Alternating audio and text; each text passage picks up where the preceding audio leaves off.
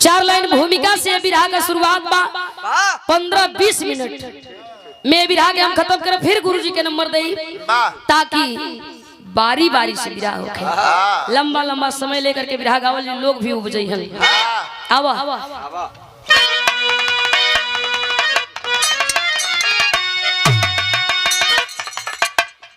प्यार का पुष्प में है खिलता सदा,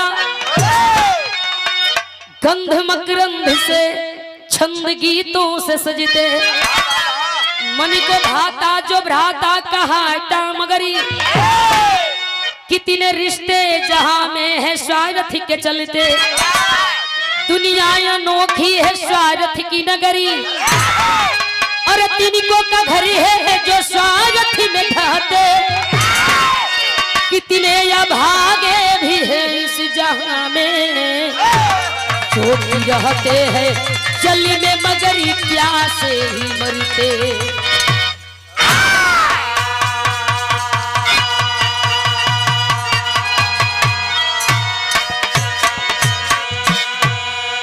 कितने अभागे भी हैं इस जहां में जो रहते हैं जल में मगर प्यासे ही मरते। अगर ज्ञान नहीं हो, बुद्धि न हो, पानी में बाढ़ लेकिन प्यास मर जेबा। केहू के लगे था रुपया बा, केहू रुपया बदे दर बदर का ठोकर खात बा, केहू खैला पर खाइल खात बा, केहू खैला बिना मरत बा। बाजार बहुते बा दुनिया में, लेकिन इहो बाजार बा एगो अलगे बाजार। कौन बाजार बे?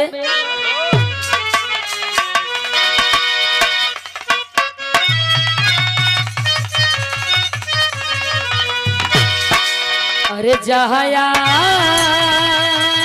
दीनी बिकाला, अरे जहाया दीनी बिकाला, उ बाजारी ना कहाला,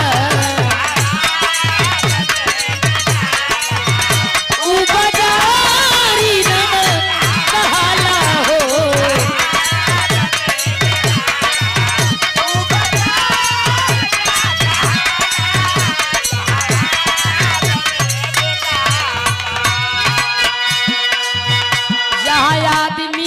लाऊ बाजार ना कहला। भाव कवि जी लिखलन कि जिंदगी और जिंदगी के जिए खातिर इंसान के हर कदम बड़ा सोच के रखे के होई। चलना संभल संभल के, अरे चलना संभल संभल के, जीवनी का क्या ठिकाना रे।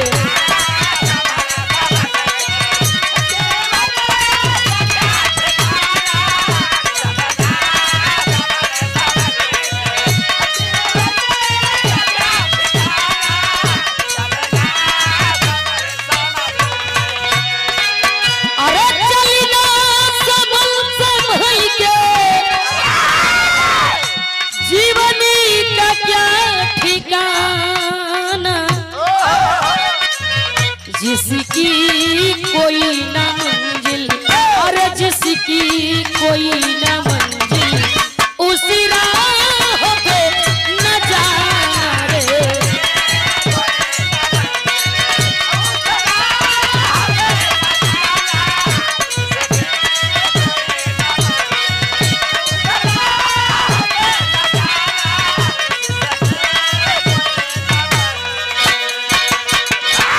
जिसकी कोई ना मंजिल उस राह पे ना जाना, जहाँ बुलावा नहीं खे वहाँ ना जाए के चाहिए, जो रास्ता पता नहीं खे वो रास्ता पर ना चले के चाहिए। कर्म से सब कुछ बा, कर्म ठीक नहीं खे तो कुछ नहीं खे। लोग कहेलन देने वाले किसी को गरीबी ना दे, मौत दे दे मगर बदनसीबी ना दे। गरीबी हो, गरीबी के अगर इंसान ठान ले कि भगावे के हो, दूर करे के हो, गरीबी से मुक्त होके के हो। बीमारी से आदमी लड़ के निक हो जात बा, गरीबी का चीज बा। ए बाबू, अगर उसके तैले बड़ा की फलाने का दुतलिया हो गई, हम का करी? के गने बनल, कैसे बनल, जवानी से बुढ़ौती बिता दे खाली सोचे में कि उनकर बनल के गने, तो तुहार बनी का जवन बनल बा वो बिगड़ जाई। कहानी कहाँ के बे शुरुआत हो।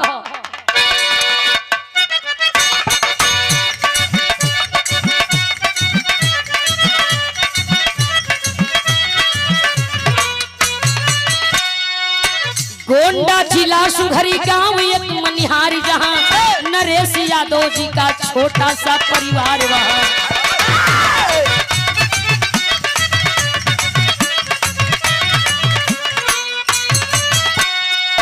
नरेश गोंडा में मजदूरी जाके करते थे, नरेश गोंडा में मजदूरी जाके करते थे, पत्नी नैन और बच्चों का पेट भरते थे।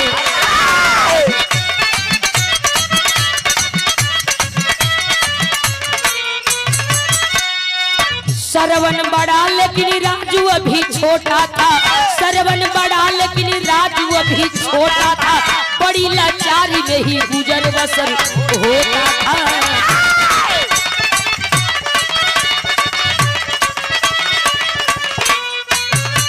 रोक के सरवन कहा आम ना लियाते हैं, सब खाते हैं हम दोनों को ललचाते हैं।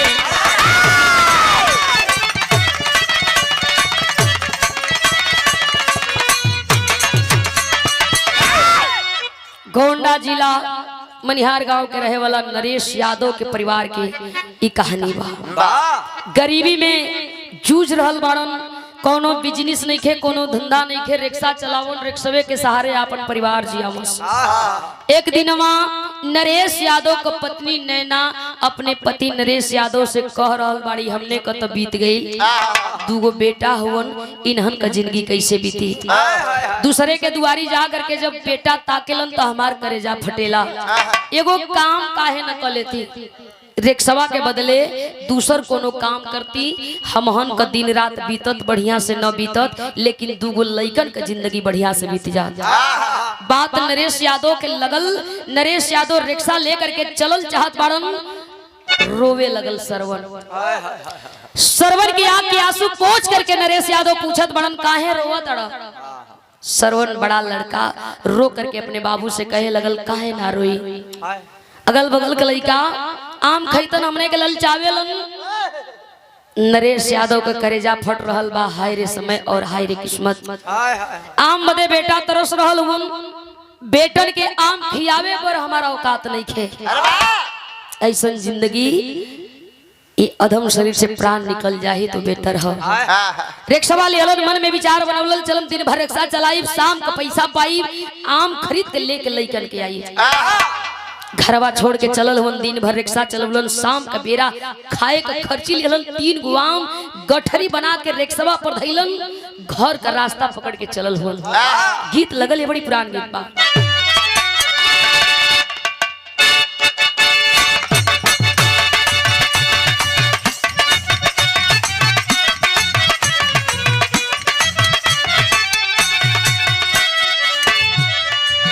कोनो दुल्हन अपना पति के समझावत बाड़ी, कहताड़ी नई झूलनी के छैया,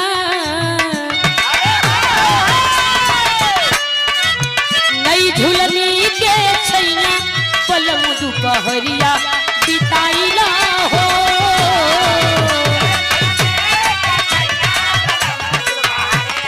बिताइला हो।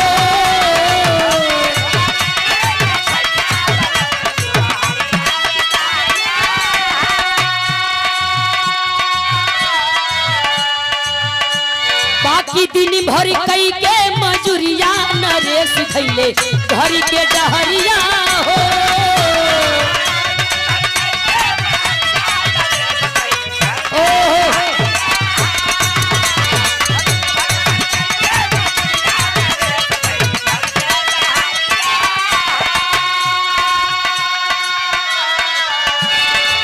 तीनी गोया मलियल खर्ची के गठरिया,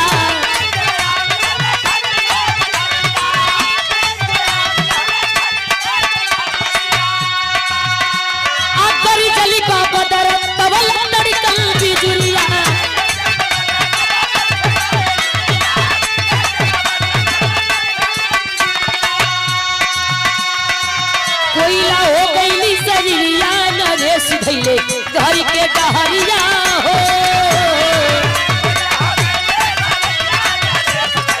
घर के डहरिया हो।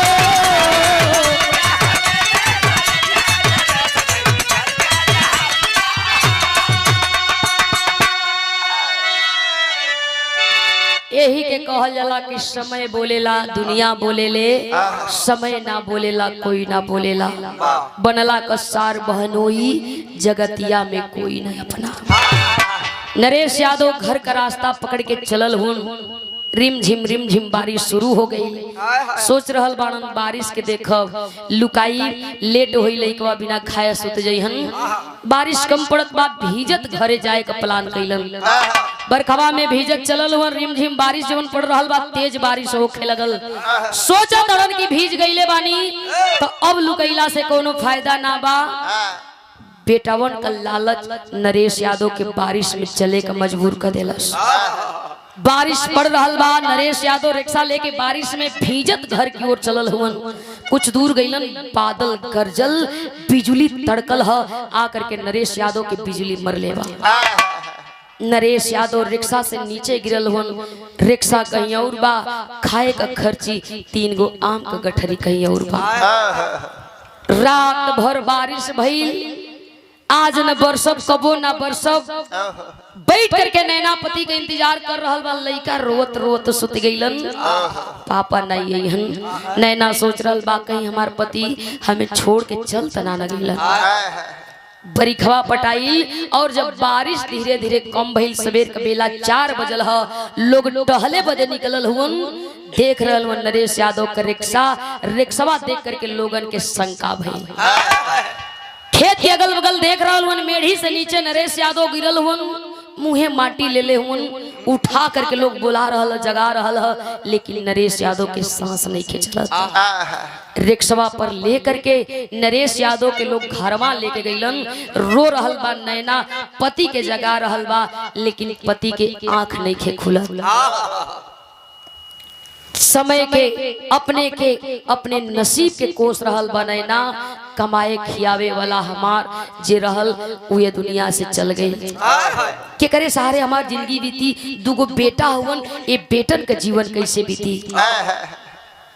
काम क्रिया गांव के लोगन के मदद सहारा से कैले बिया। सदमा बर्दाश्त ना भइल। कुछ दिन तक अपने जिंदगी से खेल करके जिंदगी के जियत वह नैना बचवन के जियावत कुछ दिन जियल। जिंदगी से जूझत वह नैना भी मर गई। नैना भी दोनों बचवन के टूवर कही के ए दुनिया से चल बसल बाड़ी। दोनों बचवन का सहारा कोई न बा। दोनों बचवा लाचार हुवन, मजबूर हुवन। गांव के लोग मदद करे बदे आपन कदम के आगे बढ़ौलन। एक दिन क के अपना घरे दोनों लइकन के खियावल जाई, सुतावल जाई। दोनों लइकन का जिम्मेदारी गांव के लोगन का है। इहे आपस में सामंजस्य लोग कैलन ह, विचार बनौलन ह। प्लान के तहत एक दिन गांव के लोग अपने घरे दोनों लइकन के खियावे लगलन। बिरहा में टेरी का भाव है।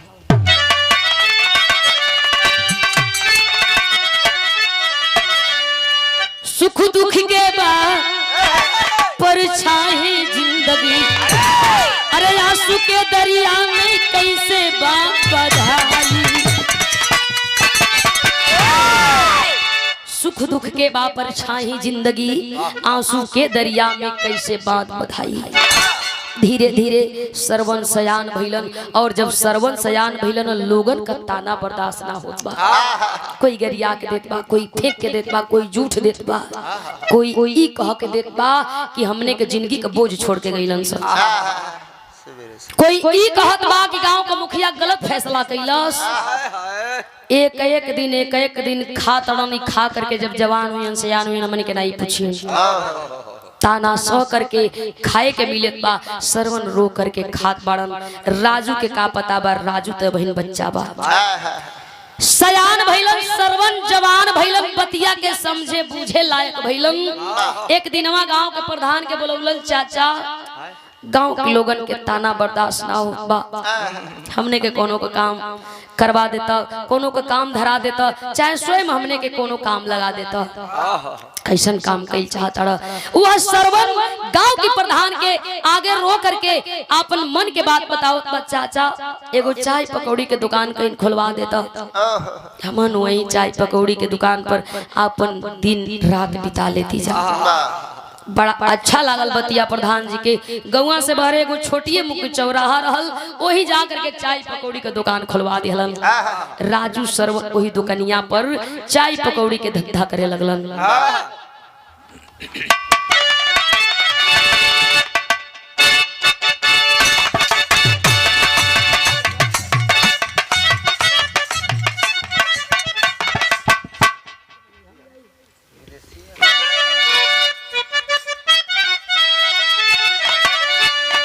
जिंदगी चलावे खातिर वही राजू के पढ़ावे खातिर अरे खोली दिहल सरवन एगो चाय के दुकानी।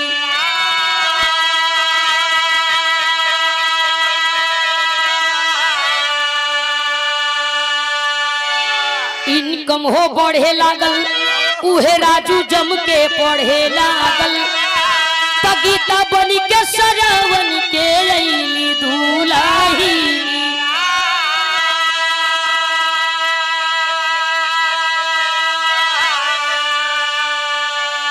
चाय पकौड़ी के दुकान सरवन खोल करके चाय पकौड़ी के धंधा करे लगलन। 50 रुपया दिन भर में मिले, 25 रुपया अपना खैला में और 25 रुपया राजू के पढ़ौला में लगावे लगलन। धीरे धीरे 25 से 50, 50 से 200, 250, 300, 500 तक का इनकम होखे लगल। राजू मेहनत से पढ़े लगल। लोग बतावे लतियावल लइका अखाड़े का नामी पहलवान होला। ए बाबू राजू पढ़ाई पूरी कैलन, इंटरमीडिएट परीक्षा जब पास कैलन, हाँ राजू के नौकरी लगल। और सरवन एगो गरीब परिवार का लड़की देख करके अपन बियाह कैलन। सरवन का मेहरारू जमुना का नाम गीता बतावल गई। गीता के रूप में दुल्हन पा करके सरवन बड़ा खुश हुआ। घरवा का काम गीता संभारत बा, दुकान का काम सरवन और आपन नौकरी स्वयं राजू संभारे लगलन। तरक्की एंगने होले। नौकरी कैसा लगल?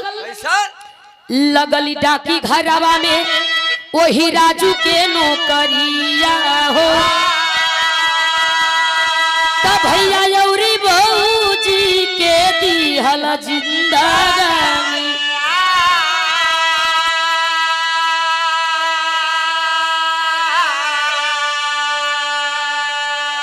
डाक विभाग में राजू के जब नौकरी लगल, धीरे धीरे जैसे जैसे समय बीतल वैसे वैसे राजू का इनकम बढ़े लगल, तनख्वाह बढ़े लगल।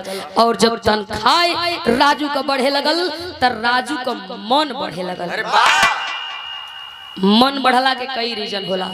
एगो मन उ बढ़ेला कि गांव के लोग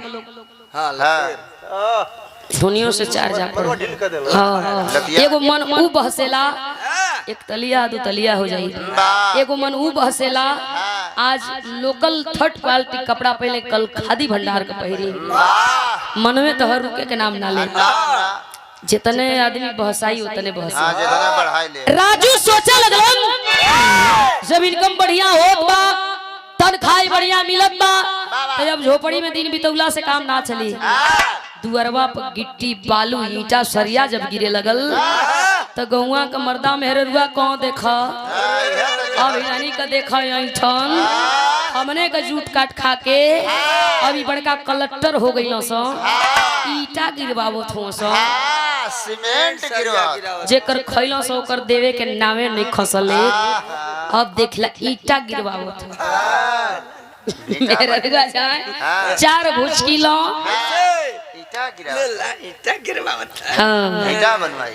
अब तो गिरवाइबे करबस। अब खा के सयान हो गई स, खा के मोटा के पहलवान हो गई स। अब चिन्हबस कि हमने का खैले बड़ा ना हो ना। अब गांव के लोग ताना देवे लगल। लेकिन सरवन राजू हंस करके बात के भुलवाते हुए अपने काम में ध्यान देले हुए। बढ़िया घर बनल, और जब बढ़िया घर बनल तो अब राजू का तिल कहर आवे लगल। सरवन की दुकनिया पर जाए के रोज सरवन के परेशान लोग करे। राजू का बियाह कदा, हमार बेटी बीएड कैले बिया, हमार बेटी बीटेक कैले बे, बीएससी कैले बे। ए बाबू सरवन लाचार हुन कितना जानी के लौटई हम।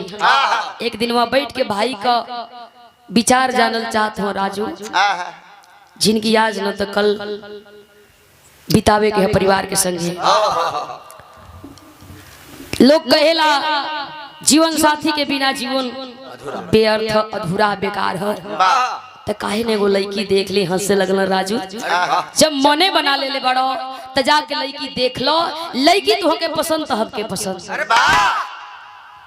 आजकल का तो लड़को बाबू के नहीं खंगौर अपने जात हूं बाबू जो देख के कहू दे ना तो यस कहत हूं कुल कि बबुओ जी को पाई लगावत बेउनहु को बाबूजी कहत हो संहार के संहार, त लइका कहत के देख ले त तू ही हवा। हां त के देखी अब हम का संहारी ना जा संहार तू ही संभाला। ए बाबू राजू लइकी देखे बदे नहीं गइलन, सरवन जा करके लइकी देखलन ह लइकी नीक बे। बियाहवा तय भइल, सेहरा बांध के राजू चललवन गीता के रूप में दुल्हन के लेके घरे अइलन। पूजा के रूप में जब दुल्हन के लेके घरे अइलन ह, 1 साल बीतल ह, 2 साल बीतल, दूसर का साल में खुशखबरी का बा पूजा पाँव के भारी ह। और जब पूजा पाँव के भारी ह, भैया भौजी दुकान पर मार चाय पकौड़ी फ्री खिया रहल।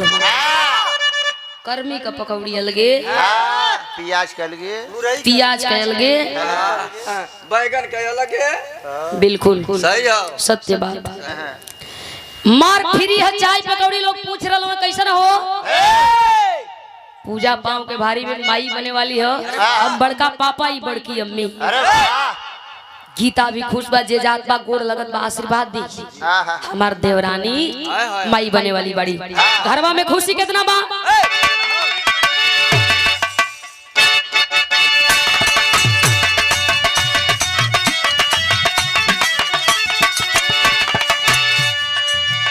बरी से झूम के सवनवा आंगन में,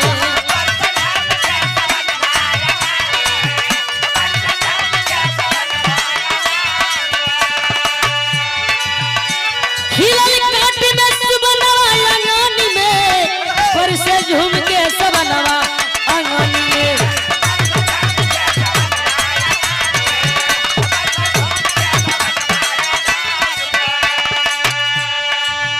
पूजा के पाँव भारी झूमे भौजाई, अरे खुशियां में सरवन खियावेलन मिठाई।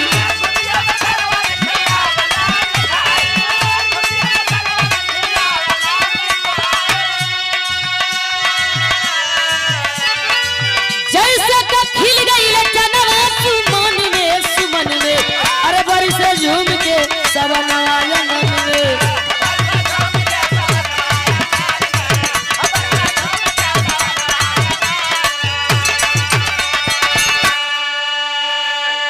गोमती काकी गीता खुद को नहीं दिखाती हो, अरे बच्चा होगा राजू का तुम इतना खुशी मनाती हो। इतना मरना चताड़ू क्या मारू तिराइल बड़ी रे, लइका ओकर होई खुशी तो मनावत है। अब का कही कहब तो तोके बड़ा तीत लागी, ओकरे से पहले ते अइली, आज ले न माई बनली ना तोर पाँव भारी भइल, तो से पीछे आई बाजी मार गई। लइका ओकर होई, जगह जमीन ओकर होई, धन दौलत रुपया पैसा ओकर होई। अब हन ठीक बा, बुढ़ौतिया में वो तो के लात मार के भगा दे। अपने के दर दवाई कराओ, ओझैती सोखैती कराओ, कोनो कोख मरले होई, आ नहीं तो अपने मर्दा का कोई के सरवनवा का दूसर बिया करा दे। गीता के दिमाग में बात घुसल, गोमती काकी सही कह रहल बड़ी। हर गांव में 2-4 गो चुगुला चुगुली हम तोहार बनत देखिए तबो कुलबुल कुलबुल, हाँ बिगड़ल देखिए तब हाँ तना हो ही के चलते वही बुजरी की हो। बिगड़ गई तबो 4 गाड़ी, बन गई तबो 4 गाड़ी। हौवे तो जब से आई न कोई घलस हो मरलस के धो देहलस जया हर। ए भैया दूसरा का जे सुनी वो अपन नुकसान करी अपन बिगाड़ी। आज दूसरा का ना सुनी आज जीवन सुखी रही खुशी रही। गीता गोमती काकी के बतिया दिमाग में रखल सोचत बे अरे अरे गोमती काकी तो सही कह रहल बारी। हमरा ले ले 5 साल हो गई, एकरा ले ले 2 साल। ई माई बने वाली बिया, हम पाँव के भारिये नहीं की भई। अगर राजपाटे करे होई अनशन पर बैठल बे सरव नैलर लग रोवे रो रो के कहत बे का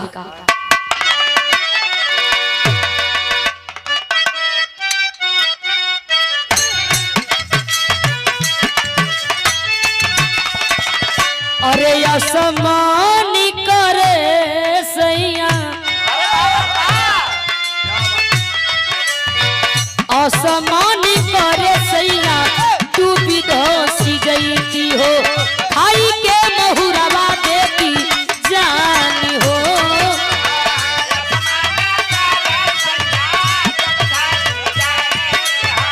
खाई के महुरवा देती जानी हो।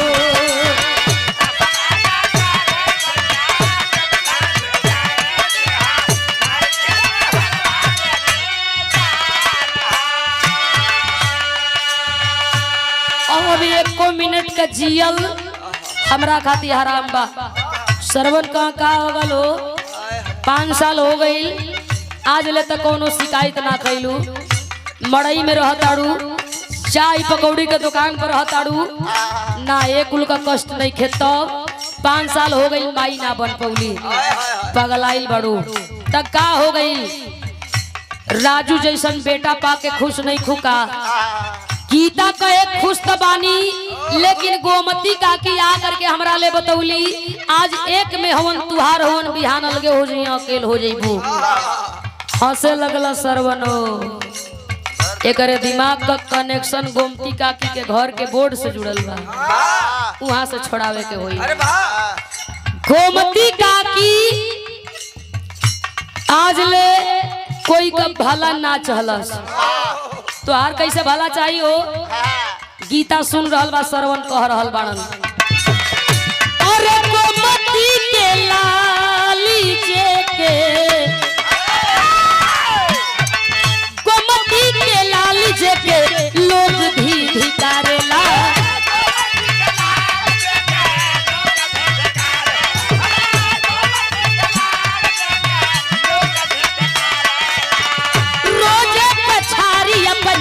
माई के उमारेला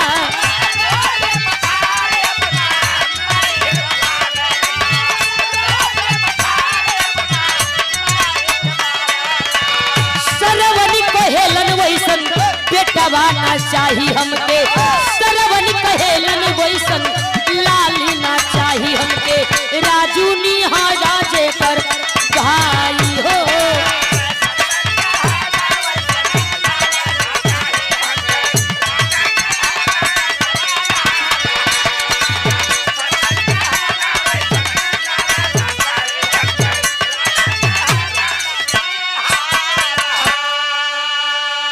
सरवन गीता के समझावो तड़न पागल भइल बड़ो। उतना ख्याल हमार खुद का बेटा ना करी जितना ख्याल जितना इज्जत सम्मान हमार छोट भाई राजू देला। राजू से बढ़ के बेटा ना हो सकत बा और राजू से ज्यादा सम्मान हमार खुद का औलाद ना दे। दूसर बिया कइल सोचलो पाप हुई। बेटा बेटा बेटा राजू के अपन बेटा बनाला। अरे वाह गीता खुश बे चली रोवा कहत बानी तो आज के बाद गोमती का बात नहीं सुना। गीता और सरवन का समझौता तो हो गई, बाकी ई सगरी बतिया पूजा सुन रहल बिया। शाम का बेरा पति देव वइलो ड्यूटी से। पूजा अपने पति राजू से कहे लगल भौजाई के बड़ी कष्ट बा, भौजी के बेटा बेटी ना भइलन, पीछे कयाइल हम माई बने वाला बानी। हम आप वादा कइल जाओ बेटी चाहे बेटा हुई अपने भैया भौजी के आप दे दिहल जाए। परिवार यही से चली ना तो परिवार ना चली। ए बाबू राजू के बात बड़ी निक लगल, अपने पूजा के गोदिया में भर लेलन।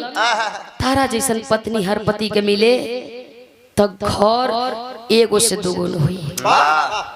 समय का इंतजार कर रहल बाड़न राजू। पूजा 9वां महीना पूरा भइल, प्रसव पीड़ा सह करके पूजा एगो बेटा के जन्म देले बिया। 9वां पूरा भइल, बरहिया पूरा भइल, गोदिया में उठा के राजू लेके चलल होन भैया भौजी के देवे खातिर। आज जब चलन हो तो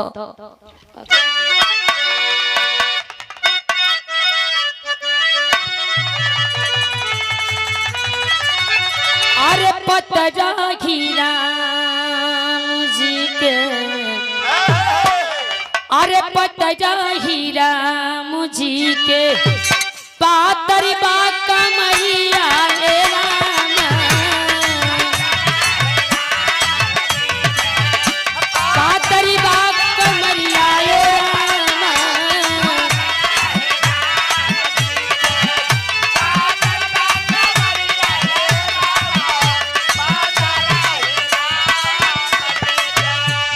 पतरा हीरा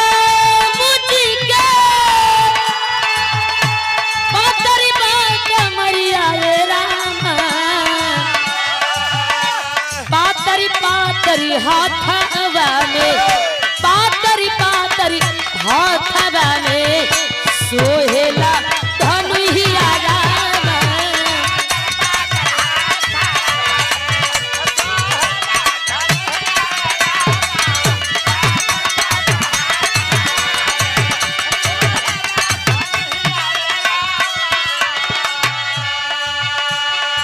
बाकी लेकर के राजू ओ गीता के सोने का कंगन देवे बदे पहुंचल हुन। आ राजू अपने भौजी के लइका देवे बदे पहुंचल हुन। भाई भाई का प्रेम, लोग कहेला कि भाई ऐसा नहीं तो ना भाई ऐसा दुश्मन। पूजा के सजवनी दिहले, पूजा के सजवनी दिहले, सुनवे का कंगनवा रामा।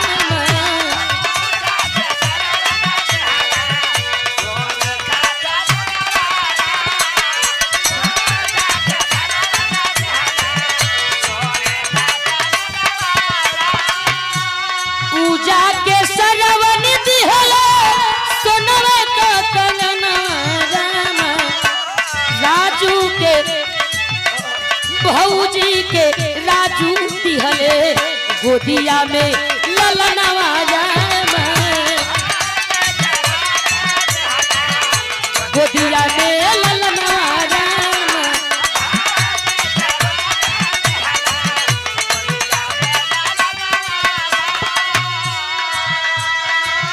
बरहिया बीतल, और जब बरहिया बीतल पूजा लेके लइका के चलल गीता के गोद में सुता दहल।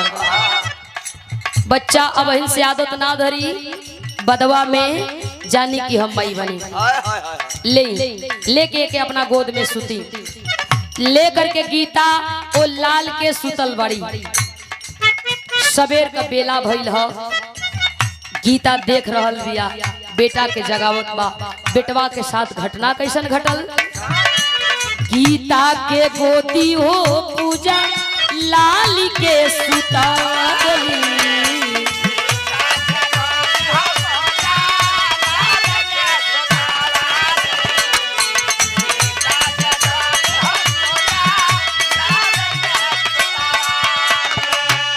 होते सबेरे मुअल बचवा के पवली।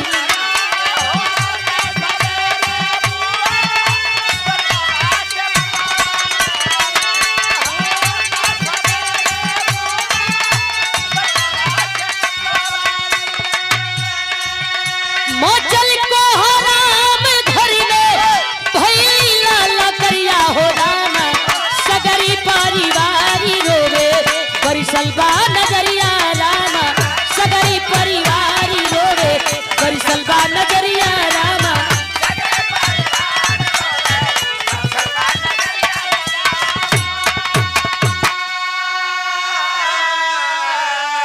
संजोग देखे गीता के गोद में ही लइका मरल पड़ल बा। सबेर का बेला गीता जगावत बा, लेकिन लइका बोलत नइखे, रोवे लगल गीता। सबेर का बेला रोवाई सुन के गांव के लोग जुटल हो। क्यों कुछ बतियावत बा क्यों कुछ बतियावत बा। बरहिया बीतल लइका इतना बढ़िया सुंदर तंदुरुस्त आखिर लइका मरल कैसे। कोई वही में कहत बा के रे गीतवा नटई चांद देले होई। केहू कह रहल बा कि गीतवा के देख ना गईल, गीतवा पहले कयाई माई ना बने पौला तू बाद में अइलू माई बन गईलू। ई बतिया एके हजम ना भई। गोमती काकी गईल, अब गीतवा के छोड़ के वही पूजा की लगे बैठल। आ कया सु पूछत मत रो बचिया, चुप रह, खारो अतड़ू, गलती तहार न बा, कह तो तोहके बुरा लगी। अपना बेटा के कितना नीमन से पैदा कैलू, जन्म देलू, 12 दिन का बरहिया बीतल, सुघर साघर तुहार बेटा मरे लाग ना रहल। बाकी हकीकत इहे बा कि गीतवा के ई खुशी परहेज ना भई। तारा बेटा का नटई चांद के मार देला तारा बेटा के। गोमती काकी ओ पूजवा से कहत बा पहपट के भाव में। गोमती काकी कैली तब चुगुलैया बचवा जीना, अन्य संतान के पड़ी है जो परछैया बचवा जीना।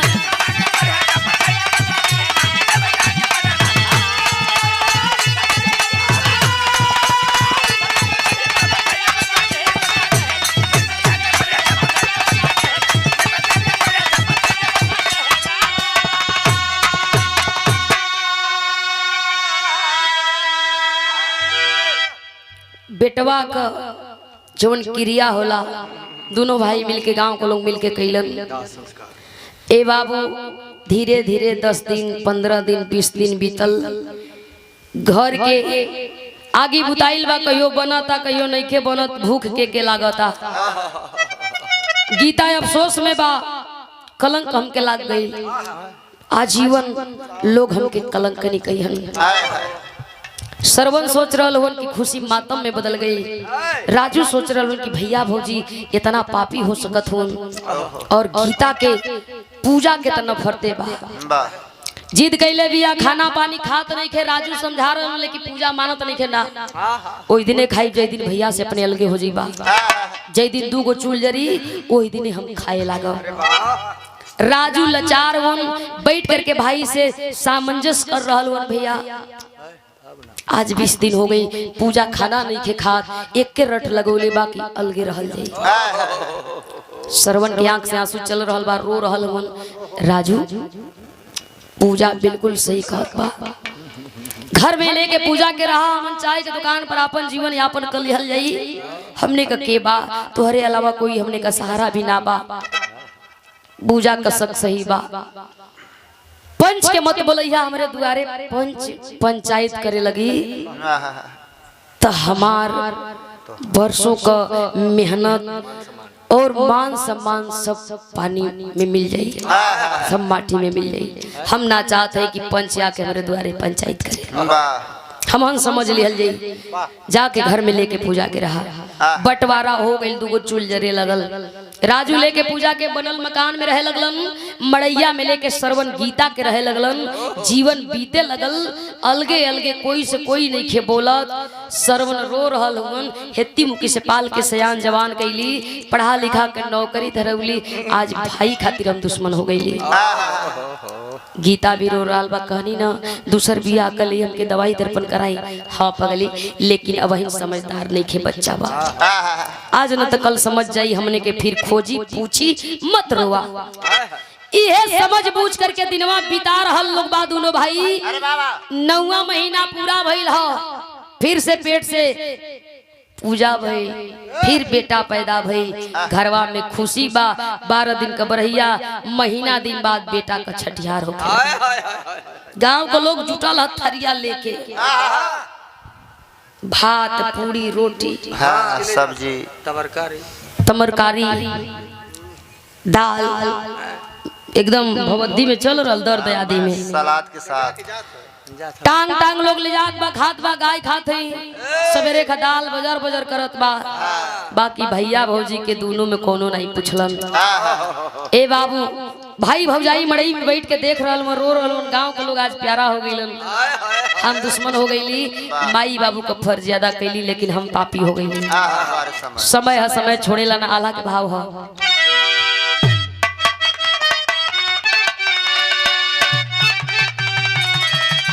अरे पूजा के गोदी जन्मल उहे दूसरा ललनवा बाबू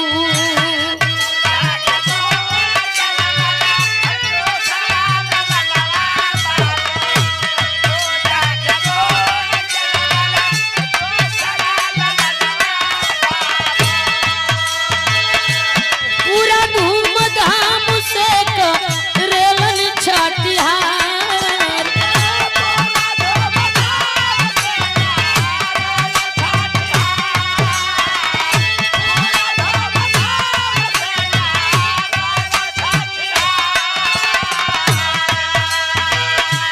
केहू न जानी पावे विधि का विधनवा पंचो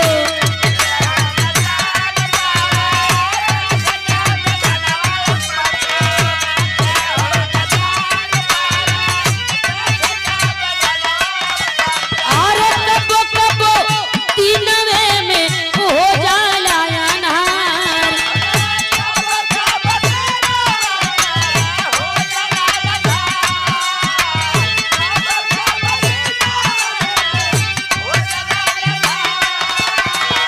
चढ़ी से कुटी देखा सरवनियावती रहले बाबू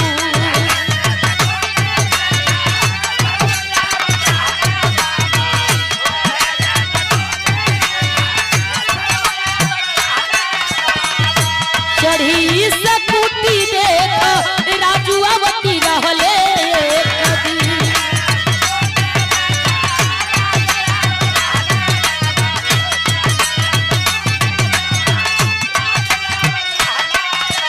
अरे रहिए एक्सीडेंट हो इल्बा बरियार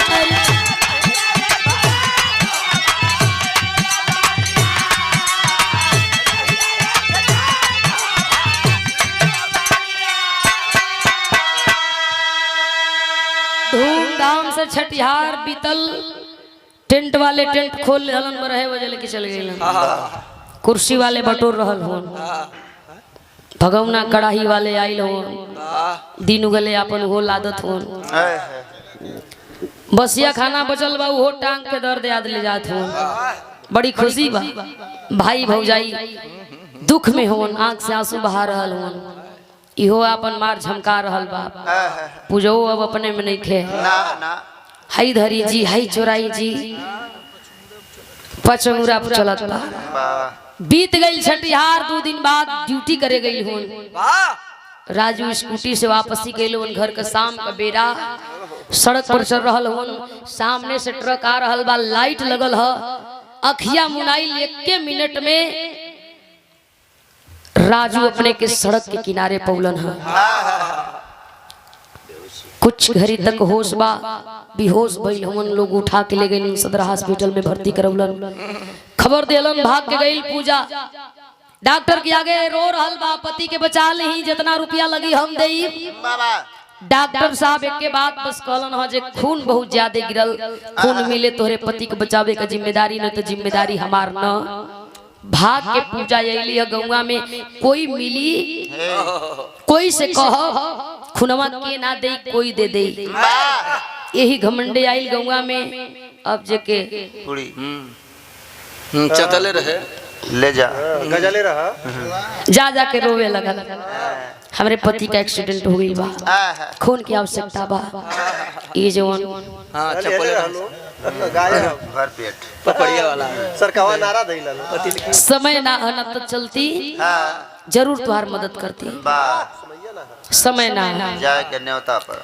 पूजा रो रहल बा घरवा में आकर के रुवाई सुन के गीता गई बर्दाश्त ना भइल पूछे लगल सारी बात रो करके बतौला शाम का इंतजार करत बा पति घरे अलन सरवन से गीता बतौला कुछ जल्दी रहुआ का भाई राजू का एक्सीडेंट हो गई बा भर्ती होना हॉस्पिटल में भाग के गईलन सरवन और जा करके डॉक्टर के आगे हाथ जोड़लन, हम इनकर बड़ भाई, हाय हाय हाय हाय। एकरे अलावा हमारे दुनिया में कोई नहीं खे, ई हमार भाई बेटा सब कुछ बा। साहब जितनी खून लगे शरीरिया से निकालना, बाकी हमरे राजू के बचाला। वाह, एक भाई बचपन से लेकर के जिंदगी के आखिरी सफर तक साथ देवे का तैयार बा, और एक भाई मेहरारू 4 दिन ना खैल करेजा फटे लगल, भैया अलगे रहल नहीं, खात नहीं की हमार रानी ना ना माई नहीं के खात। पागल अलगे हो गई। ए बाबू जा करके सरवन डॉक्टर के आगे हाथ जोड़ ले, आंख में आंसू है, बड़ी कष्ट दुख है, हमें अपनी जिंदगी का मोह नहीं है। हाय हाय हाय। ये हमारे भाई न बेटा है, हमरे बेटा के बचाला। डॉक्टर साहब एक बेड पर सरवन के सुतवले हुन, एक बेड पर राजू सुतल हुन, अरे वाह, खून निकाल रहल हुन शरीर से, आखिर भाव है।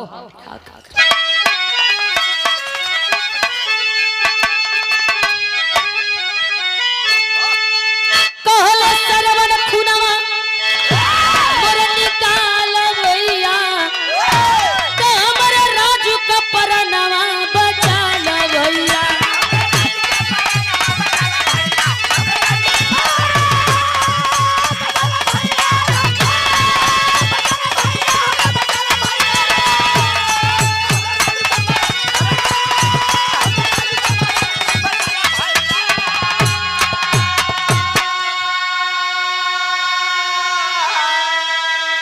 दिहले हो खून सरवन जगले बिरनवा, आ बाकी बड़का भैया सरवन तेज दिहले बरनवा।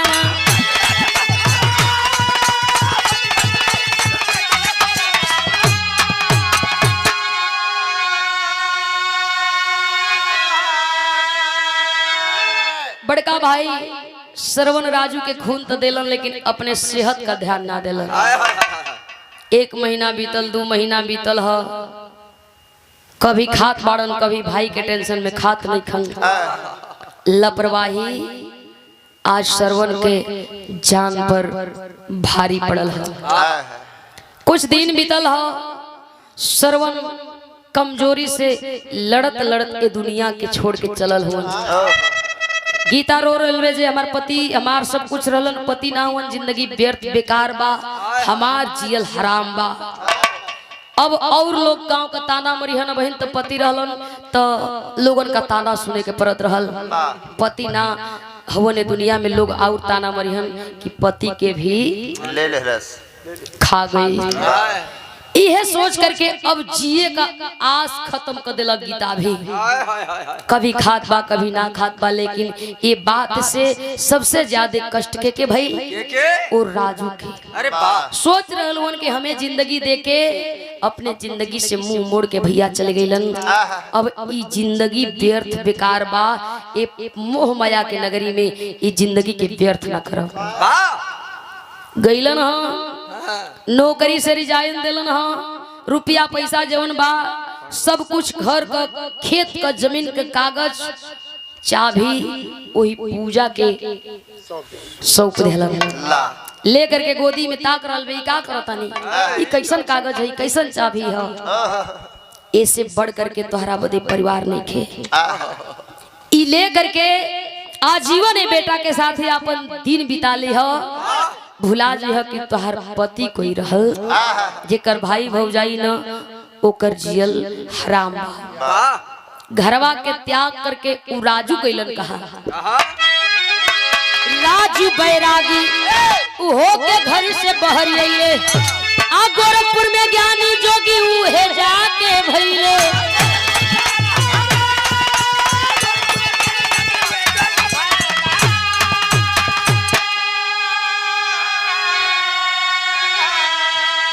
झूठो में हरिया लइका परिलो भाल भैया, तो हमरे राजू का परनवा बचाल भैया।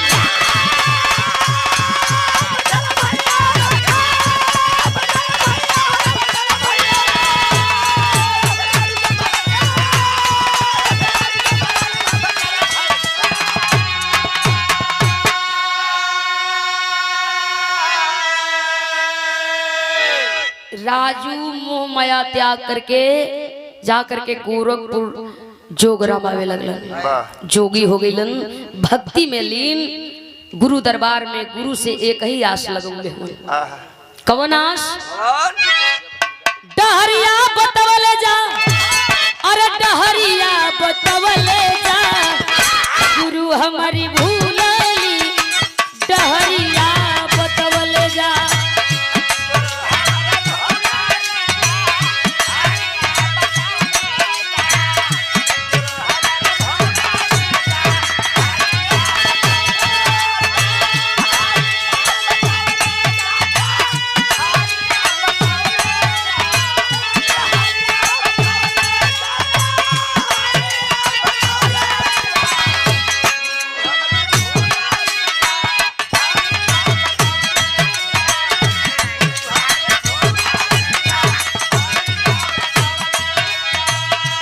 गुरु के चरनिया हो, गंगा जी के